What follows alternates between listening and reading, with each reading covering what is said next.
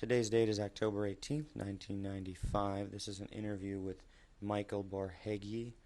Interviewer is Jenifer Joyce. We're in Queens, New York, in the United States, and the language is English. Today's date is October 18th, 1995. This is an interview with Michael Borhegyi. My name is Jenifer Joyce. We're in Queens, New York, in the United States, and the interview is in English. Could you tell me your name and where you were born? My name is Michael Borhegyi. I was born in Hungary, Kiskunhalas. And when were you born? December the 14th, 1932. And can you tell me a little bit about the place you were born, Kiskunhalas? Yeah, it's a small town in the southern part of Hungary, and my father was a merchant there, wine and fruit merchant, wholesale level, and I went to school there from elementary school to beginning of junior high, until the German came in. Can you tell me the names of your parents? My mother is Irene, and my father is Laszlo. What was her maiden name, your mother? My mother's maiden name is Irene Giesser. And do you have siblings? No, I'm the only child. How would you describe the town that you grew up in? Was it large, small? What did people do there? Mostly work the land, and some people were merchants, and they do some factory work, but not in a great scale, mostly in the fields. And your father? My father, as I said, he was a wine wholesaler and fruit wholesaler. And what he did is he buy the fruits from the small farmers, and he sold it in Budapest, or he exported to Switzerland or Austria, the neighboring Western European countries, until the war. And did he work out of an office or a store? He had his office, and we had place where they packed the fruits and crushed the wine, the grapes to make wines, and we had several large wine cellars where they aged them and made them ready for shipping. And can you tell me a little bit more about your mother? Did she work at all, or? My mother was helping my father in the office, or supervising the girls who packed the fruits. And most of the time, and so was my grandmother. They both worked in the business. And where did your family live? What, an apartment, a house? Could you describe it for me? We had our own house, and we lived there, and it was a 6-room house, and we had some help because my mother and my grandmother both were working, so we had helpers who helped in the kitchen or clean the house. And we had a car and trucks also, to have, to use it in the business. And during the war, they took away all this, the car and the trucks first, and later the house. When you were growing up as a child, did you go to school? Where was the school? Yeah, I went to elementary school. They had a Jewish school because they had about 1,000 head Jewish population there, and we had our own elementary school up to 4th grade, and I went there. I finished the 4th grade and I began the junior high school when the German came in and took us to the ghetto, and later on we were deported to the camp. Just going back for a minute to the elementary school, do you remember the name of it?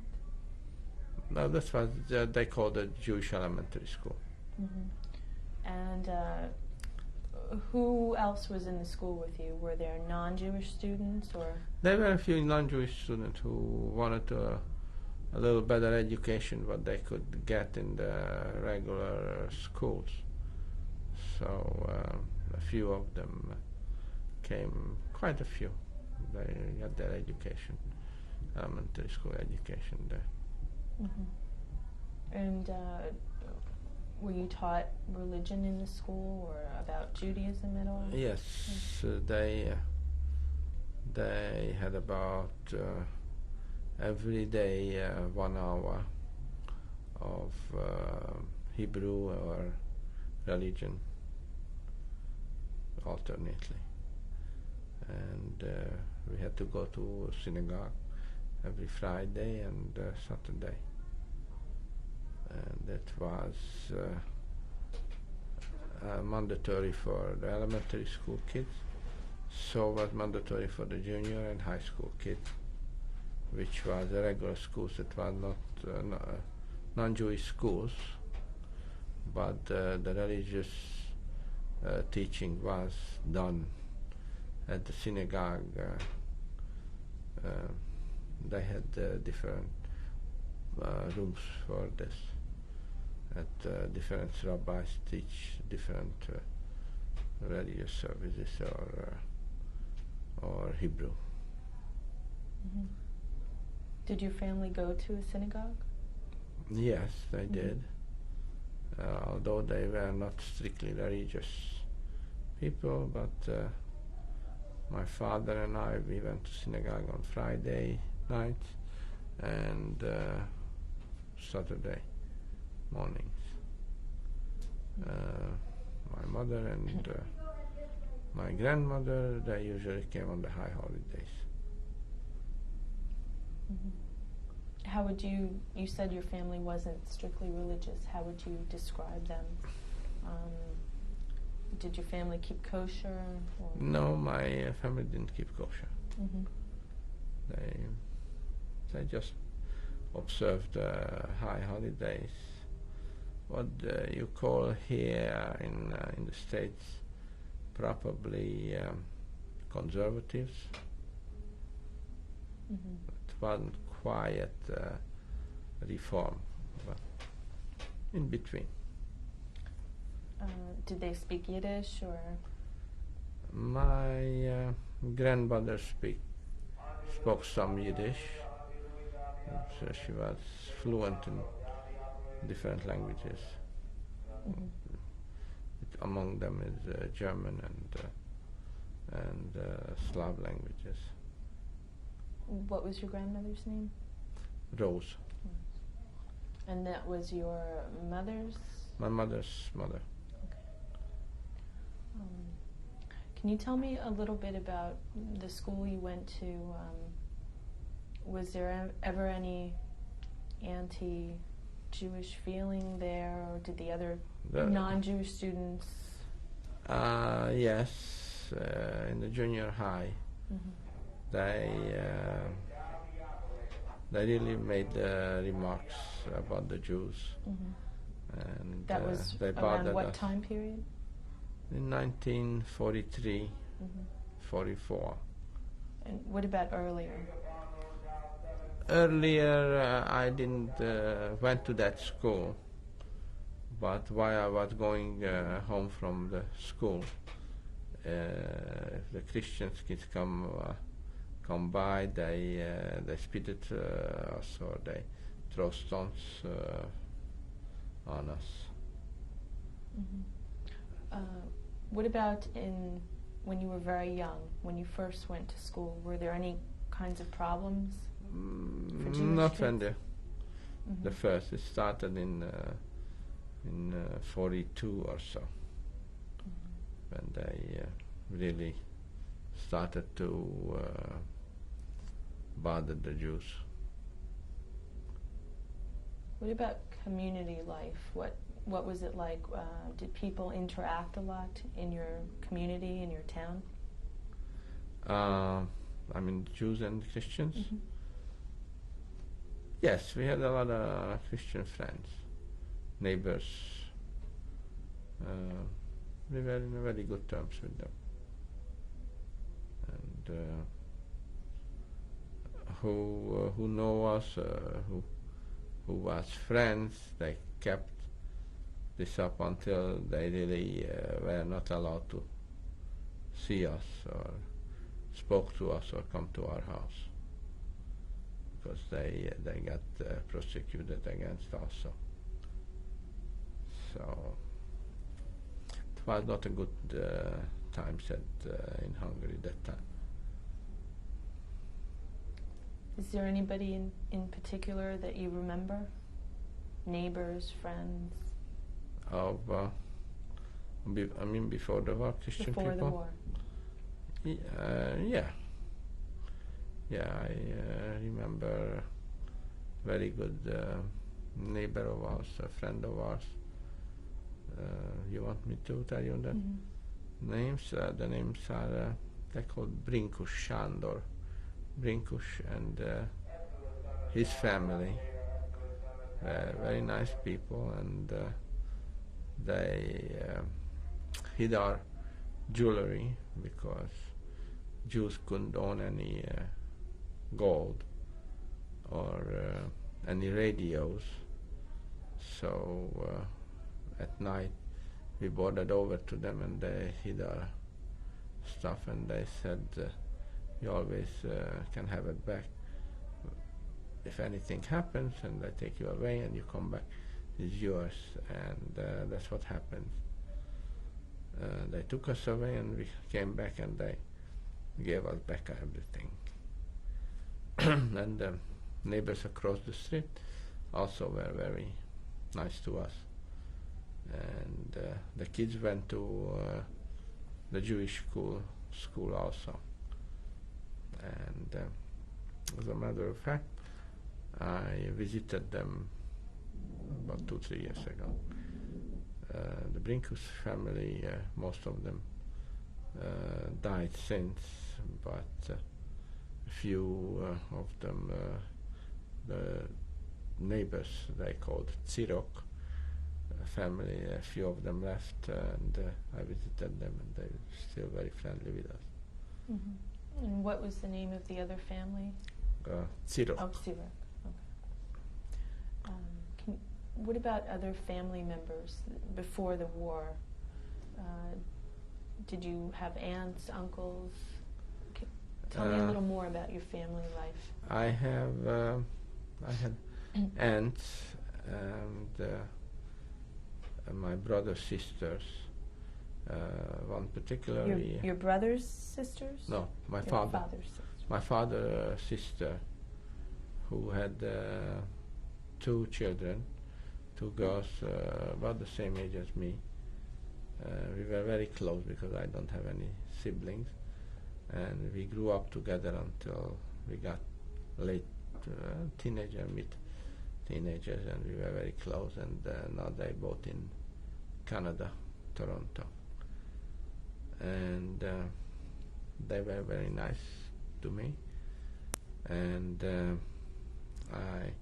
my brother or the sister, who had 5 children. They were taken away, and they perished in the Holocaust in Auschwitz. What were their names?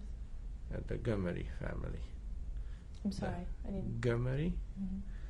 They were mother and father and the children. They all died in the Holocaust. And my father had another sister whose wife and husband were with us in the camp. And they came back, except one cousin of mine who died he was called into a forced labor camp in 1943 and died in Russia. So that was my immediate family from this town. I had some other families, other town called Page. That was the Kraus family, and they all perished in the Holocaust. Mother and father and 2 kids, and my grandmother, sister, also, who had a son and a daughter, and they all perished there. That's the immediate family.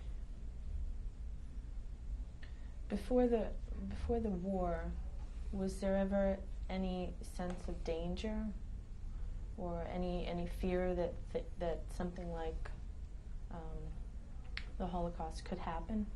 No, we thought that never can happen in Hungary, because the Hungarian was accepted. Hungarian Jews are accepted, very well accepted in Hungary before the war.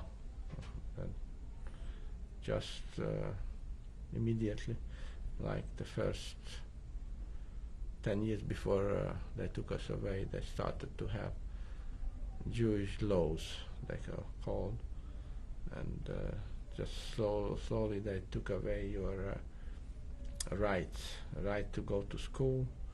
They were I don't know if you know, was the numerus clausus and the numerus nullus. When they no Jewish youngster was accepted to colleges. And the numerus clausus is just certain amount, and numerus nullus one is none accepted. So that was prior to 1944. And I'm sorry, what was it called again? The Numerus clausus and numerus nullus. And that's where then they were just a number was accepted, like maybe 2 from 1,000 or 3 for medical school, maybe for 1 or 2 for law schools, and certain amounts for different subjects for engineering school and things like that. During the war. When did that come into existence? Oh, it's probably in the 1940, beginning of 40 and 39 or so. And so slowly they increased as the war got deeper. You said that your mother and your grandmother would go to the synagogue on the high holidays. Can you describe maybe some holidays that you remember, Jewish holidays or any holidays, what it was like? We had quite a large synagogue, and presently it's still in existence. Actually, they restored it very well, not because of the Jewish population is so big, but sort of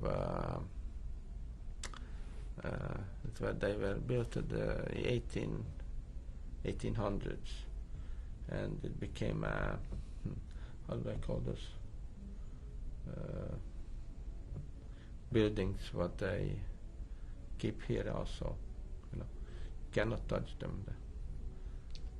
Landmark? Landmark, yeah, became a landmark. And but the holidays were very nice there, and of course, like here, on high holidays, the synagogue was full. On Saturdays, were about half to three-quarter full. And we have very good rabbi, and a very smart man.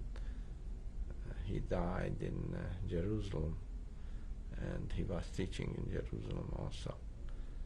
And he lived a long life. He died when he was 99. And he looked very pathos. I'm sorry? He looked very, I don't know how you describe it, as like a holy man, with a white beard and very distinguished looking man. And even the Christian ministers give him a covet. I don't know what you call it. And they were very respected men in the community. What was his name? Dr. Dohány, Joseph Dohány. And he taught me for my bar mitzvah lessons. Mm-hmm. That was after the war. He Mm-hmm. survived the Holocaust, and he came back also. Mm-hmm. And from there he went to Israel. Mm-hmm. Your bar mitzvah was after the war? Yeah. Okay. That was in 1945. Mm-hmm. Did you go to, you went to a Jewish school, but did you also go to any kind of Hebrew school separately? It was combined. Combined. Yeah. I didn't go so-called complete Hebrew school where you just talk Hebrew. We have lessons, but I wasn't there. Some kids, they were there all day long just to learn the Torah, but I wasn't among them. I did what the Jewish school required to do. Mm-hmm. Okay. The town you grew up in, would you describe it as more like a city or a town? A small city. Mm-hmm. Small city. At that time it was probably a 45,000 population. Mm-hmm. And when did you first see that things were starting to change, maybe for the worse? Oh, in 1942, maybe 41. Mm-hmm. That time it started to change. We were restricted in some ways. They took away the licenses. My father, everybody had to have a license to operate a business. And first they took away the license for the wine wholesale business. Then they took away the license for the fruit business. And that's how it begins then. Mm-hmm. First they called him in for in the army. Then it changed in 1943. Then he was in the forced labor company. Then he escaped from there, and he got Aryan papers, Christian papers, and he survived as a worker in a bakery until the Russian came in and they liberated them. You said that they took away the license of your father to operate.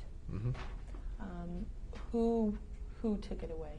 The government. They made a law that no Jewish persons can own a business, wholesale wine or a liquor business or fruit wholesale business. What year was this?